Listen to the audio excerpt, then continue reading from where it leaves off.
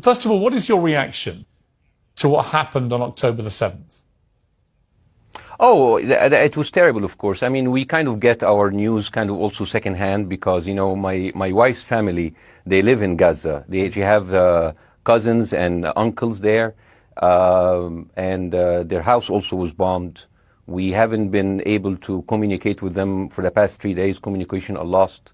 So we don't know actually what is the, how are they doing, but, you know, we're used to that. I mean, it's just like, it's very repetitive. We're used to that. We're used to them being bombed every time and moving from one place to the other. You know, it's just like those Palestinians, they're very dramatic. Israel killing us. But they never die. I mean, they always come back. You know, they're very difficult to kill, very difficult people to kill. I know because I'm married to one. I tried many times, couldn't kill her.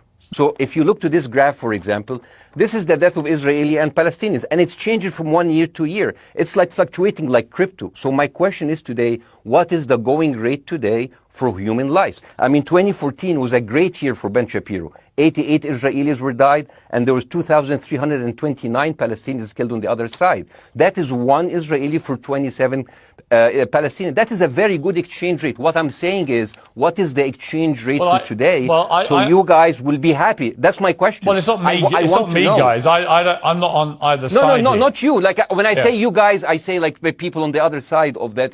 I know that you don't think like that, Piers. You're one of the good guys. But let me tell you something. I mean, the reason that I'm using this is that, I mean, I can't remember what happened in 2014, and there was no music festival, but there must be something. I mean, they must do something. It is their fault. It has to be something. I mean, in 2018, 300 Palestinians died. Who's counting, you know? So the thing is, what my question is, let's find what is the exchange rate for human life today so we know, expect the future death of Palestinians and we'll be happy to it. If you were Israel, what would you... If I was Israel. If you were Israel and that had happened to you, what would you think would be the appropriate way for the country to respond? I would do exactly like Israel did, kill as many people as possible since the world is letting me do it. I mean, I can do it because I can. You know, but the thing is, you know what? I agree with you. And you know what? I'm going to be even ahead of you because I see the question coming. Do you condemn Hamas for the atrocity? Yes, I condemn Hamas. I condemn Hamas. Hamas is the source of all evil. They're a reason for everything. And you know what? Let's, for a minute, imagine a world without Hamas. Right. What will this world look like? Let's give this word a name. And let's name this word the West Bank. Hamas has absolutely no control in the West Bank. And since the beginning of this year, only through August, 37 Palestinian kids were killed. No music festival, no paragliding, no Hamas. Since the occupation of the West Bank, 7,000 Palestinians were killed. No music festival, no paragliding, no Hamas. I can go on and on and on and on. No, but you don't need to. The thing is, it is not like something new. I mean, I look at history and I see, I'm sorry to say this, but Westerners has always dealt like this with indigenous people. You first treated them like savages, you know, Native American, First Nation, Aboriginal. They're savages. Kill all the savages. And then when they're almost extinct, you start feeling sorry for them, you know, like animals.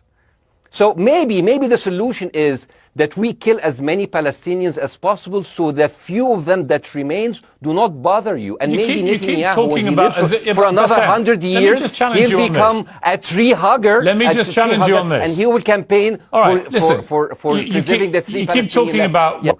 I want to understand, what is the logic of Israel carpet bombing Gaza? I mean, if there's a logic, if this will make Israel safe, I want to hear the logic. So if they continue bombing, what are they hoping to achieve? Well, I think we know what their stated aim is. Their stated aim is to eradicate and wipe out Hamas. They believe Hamas are living predominantly in northern Gaza. They also are aware they're living amongst civilians. So it's an incredibly difficult thing. As I said in my monologue, you know, it is very, very difficult to see how they do this without massive collateral damage.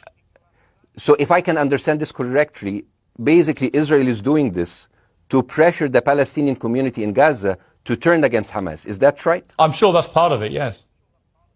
That's part of it. So this is exactly what terrorist organizations do, because terrorist organizations will have no chance beating a whole nation in battle. So they terrorize and they kill the civilians in order to spread fear and terror so they can turn against their government to change their policy or to resign. You have just compared Israel with ISIS. No, I haven't. I don't see any comparison between It's Israel going to be and the ISIS. headlines tomorrow. Piers Morgan, no, Israel is ISIS. Only amongst people. You know what? I'm going to do something that nobody done on your television. You know what I'm going to do on your episode? I'm going to pretend that I'm an Israeli citizen. I'm going to put myself in the place of an Israeli settler in the kibbutz. And I want to speak to my Prime Minister, Benjamin Netanyahu. Mr. Benjamin Netanyahu, I have voted for you because you have promised us peace and prosperity and security. On the 7th of October, those son of bitches Hamas, they went into the fence that is regularly heavily guarded. Usually if there's like a dove that comes close to it, it will be shot. Those people went in and they went for 6 hours before IDF forces was deployed, killing our friends, our families, kidnapping our grandmothers and babies, and went in.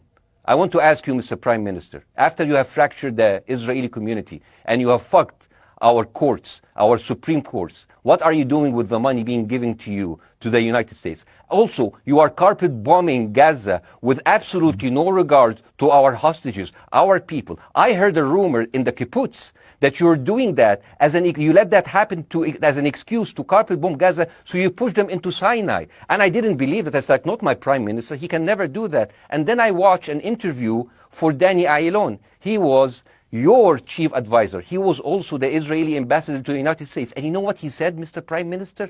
He said that the solution for those Palestinians is to go into a vast land of Sinai and live into tent cities temporarily, temporarily, wink wink, until we build Gaza again, and then we invite you back. يعني عبط احنا بقى. يعني فاهمني؟ We've seen this movie before. So يعني, and when I saw this, I couldn't explain to my fellows in the kibbutz, how come our Israeli government is trading human lives for another piece of land? So as an Israeli citizen, I need to hold my Israeli government accountable. The thing is, this is the problem. Israel always victimizes itself, and I have never seen a victim putting their oppressor under siege and bombing them 24/7. Israel wants you to believe that they are the victim. Dealing with Israel is so difficult. It's like being in a relationship with a narcissistic psychopath. He fucks you up, and then he makes you think it's your fault. All right, you Basim, look at Israel as Superman, but they're really Homelander. Basim, Wallahi, they are shooting Basim, fish in a barrel, and they are annoyed with the splashes. The question is, how can you justify the killing in the West Bank where Hamas does not exist? And if the disproportionate response during over all of these years have actually worked, what will be new this time that did not happen before? I just want to. That was my question. Okay, that Basim, was my question. I'm gonna. Okay. So now, Basim, if I ask the question, can I say something on my side? Well, a little bit personal? Basim, with respect, a little bit personal. Basim, with respect, I gave you half the show to have your side. Jeremy's had a lot less time. I'm going to have to. You move want me on. to leave? Basim, I'm going to have to let you go because we've been on there with you for 40 minutes. Oh, okay. Now. Bye bye. Right? But listen, bye bye. I would like to talk to you again, and thank you for joining the program. I appreciate it. Oh, by the way, my wife's family is all right, and they sent us a house. It's bombed. It's beautiful. It's going to be a good like Halloween theme. So well, I'm very sorry for what your family are going through in Gaza, and I mean that very sincerely. By the way, I don't know. I don't know I don't know him. By the way, I haven't actually met them. They didn't even come to my wedding. They couldn't because they are stuck in Gaza, and she never saw them because Gaza is not a destination. Basim, as I say, we hear their voices, and it's they die. It's fine. It's fine. Basim, I wish your family all the very best. Thank you for joining me. I appreciate it. I don't. Thank you.